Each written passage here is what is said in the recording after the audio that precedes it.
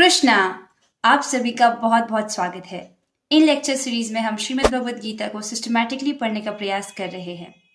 पिछली वीडियो में हमने जाना था कि दुर्योधन आचार्य द्रोण को अपनी सेना के कुछ नायकों के बारे में बताने जा रहा है। तो वो किन नायकों के बारे में बताता है, किन लीडर्स के बारे में बताता है, ये हम आज जानेंगे। भगवद गीता अध्याय 1 श्लोक संख्या 8।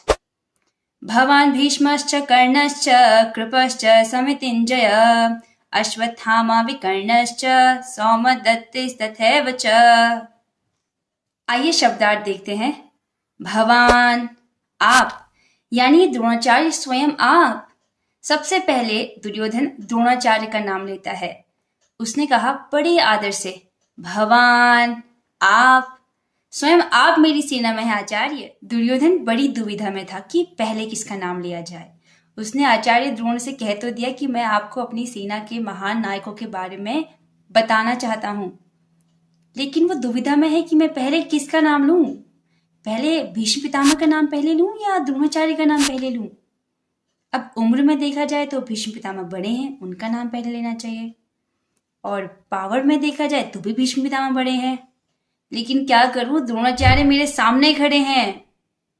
यदि मैं इनके सामने भीष्म पितामह का नाम पहले लेता हूं, शायद ये बुरा मान जाए, तो मैं क्या करूं। राजनीति में तेज दुर्योधन सोचता है, यदि मैं वर्णाश्रम के हिसाब से देखूं तो एक ब्राह्मण क्षत्रिय से श्रेष्ठ होता है, और द्रोणाचार्य एक ब्राह्मण है और पितामह भीष्म क्षत्रिय। तो वो सोचता है कि अगर मैं द्रोणाचार्य का नाम पहले लूं तो भीष्म पितामह बुरा नहीं मानेंगे। वो शायद ये सोचे कि मैंने शिष्टाचार के नियमों का पालन करके द्रोणाचार्य को आदर दिया है। तो वो कहता है, भवान, बड़े आदर से, द्रोणाचार्य स्वयं आप मेरी सेना में हैं। द्रोणाचार्य बहुत खतरनाक योद्धा थे। उनके पास भगवान परशुराम के अस्त्र शस्त्र थे, यानी जब तक उनके पास उनके शस्त्र होंगे तब तक उन्हें कोई नहीं हरा सकता था। परशुराम जी के शस्त्र, ये परशुराम जी कौन है? परशुराम जी एक बहुत इंटरेस्टिंग कैरेक्टर हैं। ये जन्म से ब्राह्मण और कर्म से क्षत्रिय हैं। इन्होंने आचार्य द्रोण को भी अस्त्र शस्त्र विद्या दी, भीष्म पितामह को भी और कर्ण को भी। यानी ये आचार्य द्रोण के भी गुरु हैं, ये भीष्म पितामह के भी गुरु हैं और ये कर्ण के भी गुरु हैं। आइए इनके बारे में थोड़ा जान लेते हैं। भगवान परशुराम विष्णु के छठे अवतार हैं, जो त्रेता युग यानी रामायण काल में एक ब्राह्मण ऋषि के यहाँ जन्मे थे।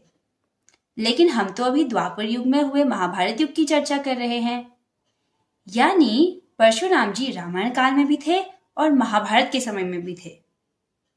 तो इनकी मृत्यु कैसे हुई? इनकी मृत्यु हुई ही नहीं, ये चिरंजीवी हैं और मान्यताओं के अनुसार ये आज भी जीवित हैं।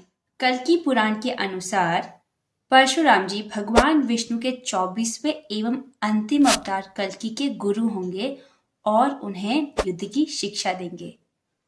परशुराम जी अहंकारी और दुष्ट प्रकृति के हैहयवंशी क्षत्रियों से 21 बार युद्ध करते हैं और उनका इस धरती से समूल नाश कर देते हैं।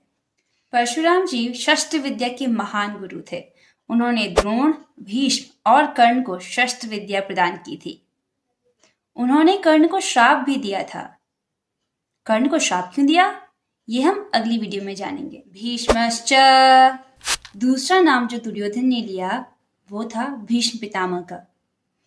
हम लोग ये कल्पना भी नहीं कर सकते कि भीष्म पितामह का क्या सामर्थ्य था।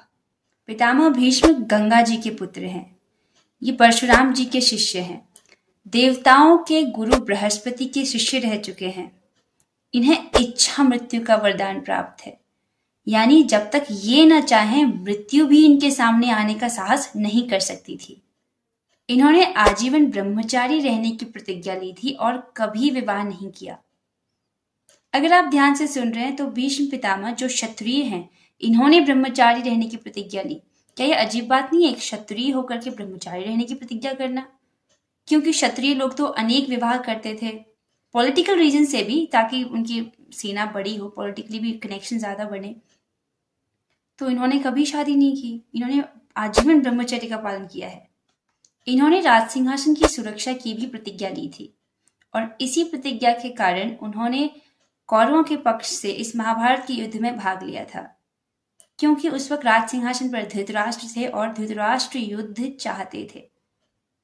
अपनी इसी प्रतिज्ञा से बंधे होने के कारण भीष्म पितामह ने अधर्म की तरफ से, दुर्योधन की तरफ से महाभारत के युद्ध में भाग लिया। इसी के साथ हम आज की चर्चा को यहीं पर विराम देते हैं। आपसे मिलेंगे अगली वीडियो में। श्रीमद् भगवद गीता की जय, श्रील प्रभुपाद की जय। All glories to Shri Guru and Gauranga. Hare Krishna.